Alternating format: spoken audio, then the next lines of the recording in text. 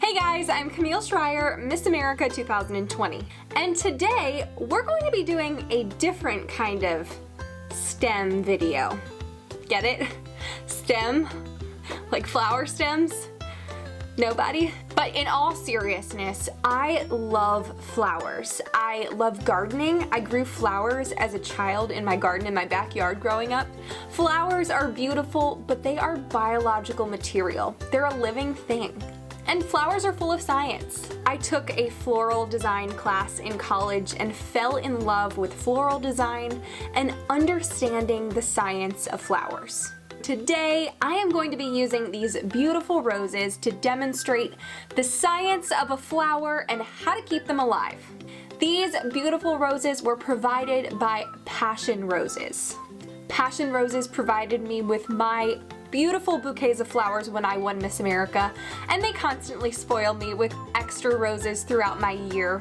And as someone who loves flowers and floral design, I am always so excited when I see a Passion Roses box show up at my door. So thank you so much, Passion Roses, and I can't wait to use these to show you guys the science of flowers.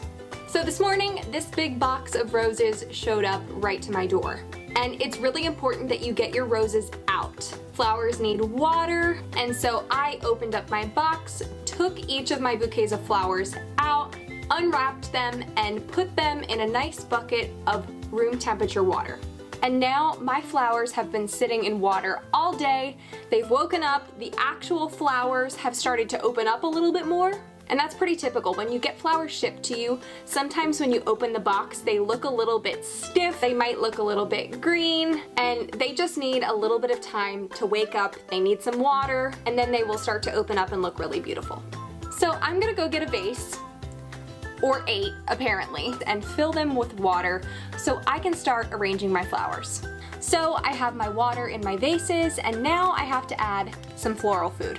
This is really important in keeping my flowers alive. It not only gives nutrition to my flowers, but these packets help to stabilize the pH of my water. I've heard some fun at-home ways to do this without flower food. People have told me that they've used Sprite or different types of soda in the water. People have tried bleach. Some people have put alcohol in the water. And these are all different ways that we're changing the pH, adding a sugar source for our flowers.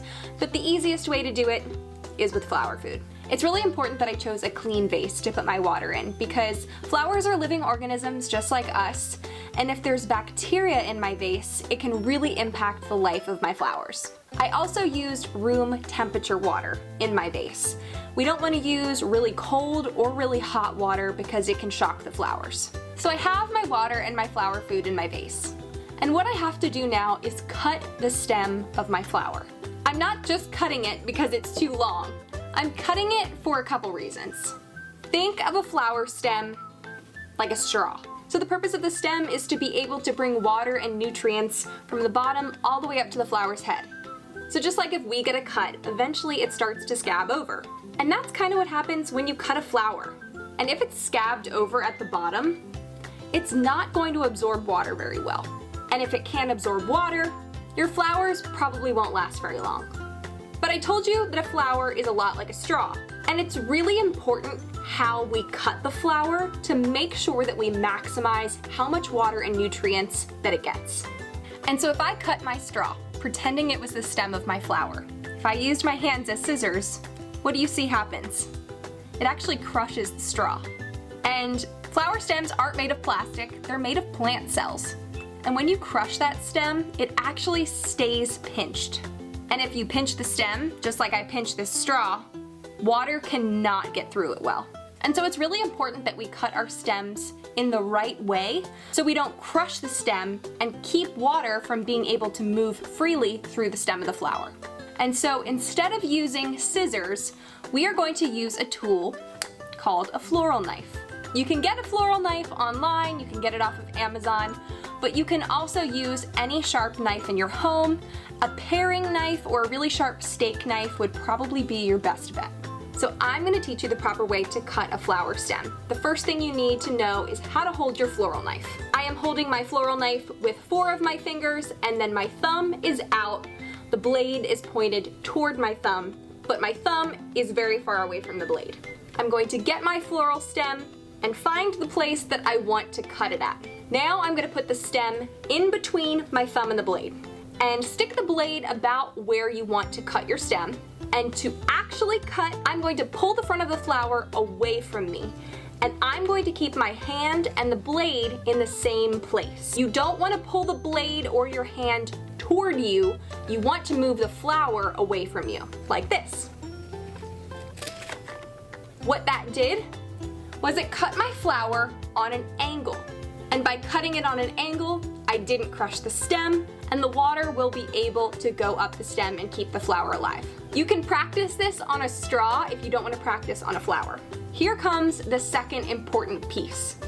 I told you in the beginning that it was important that I used a clean vase because I didn't want to introduce bacteria into the water. For the same reason, it's really important to remove any leaves on your flower that would be below the water level. Those leaves can start to decompose in the water. When you have plant material like leaves in the water, it's also what causes that really bad smell when flowers have been sitting in water for too long. And from a stylistic preference, I prefer my flowers not to have any leaves on them. So I'm going to take the leaves off of my flower and I'm going to stick it into my vase.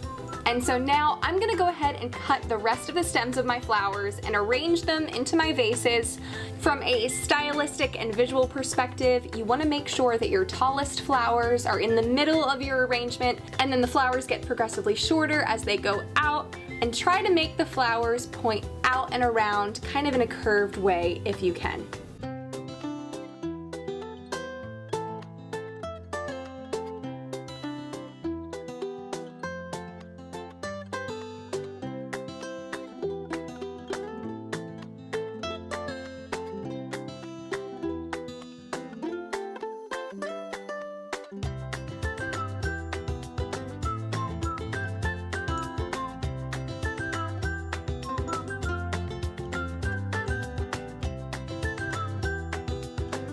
Well, there you have it. Now I have 5 beautiful arrangements of my passion roses. So to keep these bouquets looking super beautiful for as long as possible, I want to make sure that I keep them away from direct sunlight and out of extreme temperatures. Every day or so, I want to replace the water, put new flower food in, and if you really want to go the extra mile to care for your flowers, recut the stems about 1 inch from where you originally cut them. It'll help freshen up that cut so that those flowers can suck up all the water and nutrients they need to keep living as long as possible. Thank you so much for watching. I hope that you enjoyed this video and learned something about caring for flowers in your home. If you use any of these tips or tricks, make sure to take a picture and share it on social media. Tag me at Camille Schrier on Facebook, Twitter, and Instagram, and tag Passion Roses.